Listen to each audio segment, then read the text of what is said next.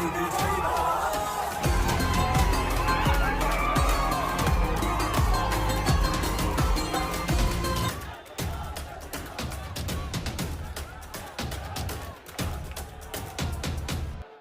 सत्ता की हैट्रिक लगने से मोदी को कांग्रेस रोक पाएगी? क्या राहुल गांधी इस बार कुछ कमाल दिखा पाएंगे? क्या प्रियंका गांधी यूपी में कांग्रेस को जिंदा कर पाएंगी? ये सवाल इसलिए क्योंकि लोकसभा चुनाव में कांग्रेस को गहरा जख्म देने के लिए बीजेपी ने पूरी तैयारी कर ली है दोस्तों। ये कोई हवा हवाई बात नहीं है, बिल्कुल सच है। याद होगा आपको, 7 फरवरी को पीएम मोदी ने संसद में कहा था कि कांग्रेस 40 सीटें जीत जाए, मैं इसकी प्रार्थना करता हूं। लेकिन अब कांग्रेस का ऐसा हाल होता जा रहा है कि चुनाव में अब 40 सीटें जीतने को भी लाले पड़ सकते हैं। एक और बीजेपी का लक्ष्य अब की बार 400 पार का है, तो वहीं दूसरी ओर कांग्रेस के सामने अपना सियासी वजूद बचाने का संकट है, क्योंकि एक के बाद एक बड़े कद्दावर नेता कांग्रेस का साथ छोड़ते जा रहे हैं या फिर खुद को चुनाव लड़ने से पीछे खींच रहे हैं। दरअसल कांग्रेस ने जिन नेताओं के दम पर मोदी सरकार को सत्ता से हटाने की सोची थी, वही बड़े नेता अब मैदान छोड़ रहे हैं। ये वो नेता हैं जिन्होंने कभी छोटे नेताओं को आगे बढ़ने तक नहीं दिया। पार्टी को ऐसे बरगद यानी बड़े नेताओं से उम्मीद थी, वो मोदी की आंधी को रोकेंगे, लेकिन वो खुद को चुनाव लड़ने से पीछे हटा रहे हैं। चाहे वो अशोक गहलोत हो, सचिन पायलट हो या फिर हरीश रावत हो। हाल ही में जब कांग्रेस की वर्किंग कमेटी की बैठक हुई तो सांसद सोनिया गांधी ने चुनाव के लिए उम्मीदवारों के लिए बड़े नेताओं से बात की। सूत्रों की माने तो सोनिया गांधी ने जैसे ही पूछा बड़े नेता चुनाव क्यों नहीं लड़ रहे हैं, तो जवाब ऐसा मिला कि सोनिया गांधी भी चुप हो गई। सबसे पहले अशोक गहलोत की ओर से तबियत का हवाला दिया गया, तो सचिन पायलट और जितेंद्र सिंह ने प्रभारी के तौर पर बिजी होने का हवाला दिया। सोनिया समझ गई कि बड़े नेता चुनाव लड़ना ही नहीं चाहते हैं, इसलिए चर्चा ही ना हुई। अगर आपको याद हो तो कुछ समय पहले कमलनाथ और नकुलनाथ की भी बीजेपी में जाने की चर्चा हुई थी, जिसने राहुल प्रियंका से लेकर कांग्रेस को मुश्किल में डाल दिया था। हालांकि डैमेज कंट्रोल करके कांग्रेस ने कमलनाथ को तो मना लिया, लेकिन नकुलनाथ जिस तरह से अपने तेवर दिखा रहे हैं, उसने राहुल को जरूर परेशान कर रखा है। यही हाल कमोबेश हर प्रदेश में है। हरीश रावत के नाम पर भी जब चर्चा हुई तो उन्होंने भी चुनाव लड़ने से मना कर दिया, इनकार कर दिया। टीएस सिंहदेव भी चुनाव न लड़ने की बात कह चुके हैं। अब तक बस भूपेश बघेल और केसी वेणुगोपाल ने चुनाव लड़ने की हिम्मत दिखाई है। बाकी अभी कई नेता ऐसे हैं जो हिम्मत तक नहीं दिखा पा रहे हैं, क्योंकि कहीं ना कहीं मन में डर है कि आगे क्या होगा। यूपी में तो कांग्रेस के नेता जिस तेजी से पाला बदल रहे हैं, उससे पार्टी को गठबंधन में मिली 17 सीटों के लिए भी प्रत्याशी ढूंढने में नाको चने चबाने पड़ रहे हैं, जो पार्टी के लिए किसी बड़े झटके से कम नहीं है। महाराष्ट्र के पूर्व मुख्यमंत्री अशोक चौहान ने भी हाल ही में पार्टी छोड़ी।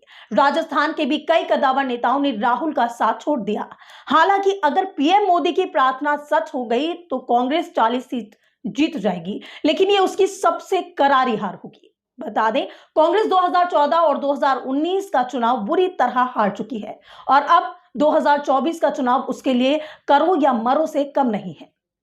वहीं दूसरी ओर मोदी की गारंटी ने देश में ऐसा माहौल पैदा कर दिया है कि 400 पार सीटें जीतने से बीजेपी का विजय रथ रोक पाना विपक्ष के लिए मुश्किल ही नहीं, नामुमकिन सा लग रहा है। बीजेपी का तो साफ कहना है कि इस बार कांग्रेस 40 के आंकड़े को भी नहीं छूने वाली है। बीजेपी ही नहीं, इंडिया गठबंधन से अलग होने के बाद ममता बनर्जी भी कांग्रेस के लिए ऐसी बातें कह चुकी हैं। कांग्रेस 2014 में 44 तो 2019 में 52 सीट पर सिमट गई थी। कांग्रेस के सामने अब तीसरी बार चुनौती खड़ी है, लेकिन पीएम मोदी और ममता ने जिस तरह से भविष्यवाणी करने का काम किया है, उससे लेकर सियासी कयास भी लगाए जा रहे हैं कि कांग्रेस का सियासी वजूद भी अब खत्म हो सकता है।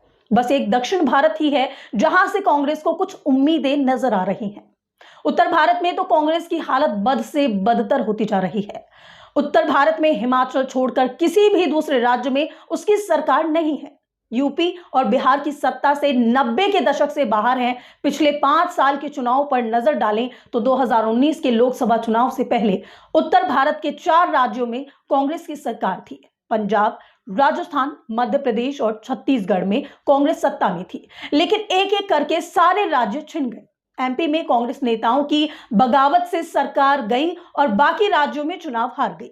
मध्य प्रदेश में इस बार और भी बुरी स्थिति रही। 2019 में कांग्रेस दिल्ली, उत्तराखंड, जम्मू कश्मीर, हिमाचल, गुजरात, राजस्थान, हरियाणा में खाता भी नहीं खोल सकी थी। 2014 में भी लगभग यही स्थिति बनी रही थी। इसके अलावा उत्तर प्रदेश, एमपी, बिहार में कांग्रेस को एक एक सीट मिली थी, जबकि छत्तीसगढ़ में 2 लोकसभा सीटों से संतोष करना पड़ा था।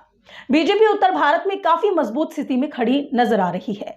ऐसे में उत्तर भारत में कांग्रेस का धीरे धीरे सिमटना उनके लिए बड़ी मुश्किल खड़ी कर सकता है। यानी जिन राज्यों के दम पर कांग्रेस खुद को उत्तर भारत में मजबूत मानती थी, वहां उसकी हालत अब जीरो पर आ गई है। बस बचा है तो सिर्फ दक्षिण, जहां से कांग्रेस को उम्मीद है। लेकिन जिस तरह से कांग्रेस उत्तर भारत में बैसाखी के सहारे चुनावी मैदान में है, उसके बाद से तो उसकी मुश्किलें बढ़ना तय है। हाल ही में पीएम मोदी ने भी दक्षिण भारत का दौरा किया था, जहां खुद कांग्रेस के सीएम ने पीएम मोदी की तारीफ की थी, जो कांग्रेस के लिए शायद किसी झटके से कम ना हो। बता दें, तेलंगाना और कर्नाटक में कांग्रेस की अपने दम पर सरकार है, जबकि तमिलनाडु में सरकार में भागीदार हैं। राहुल ने केरल को अपना सियासी ठिकाना बना रखा है, जबकि अमेठी से वो पिछले 5 सालों से बिल्कुल ही दूर हो गए हैं। अब देखना यह होगा कि 2024 में कांग्रेस क्या 50 के पार होगी या फिर 40 सीटों के अंदर ही सिमट कर रह जाएगी। आपको ये वीडियो कैसी लगी? आप अपना मत कमेंट सेक्शन में जरूर बताएं और वीडियो को ज्यादा से ज्यादा लाइक और शेयर करें।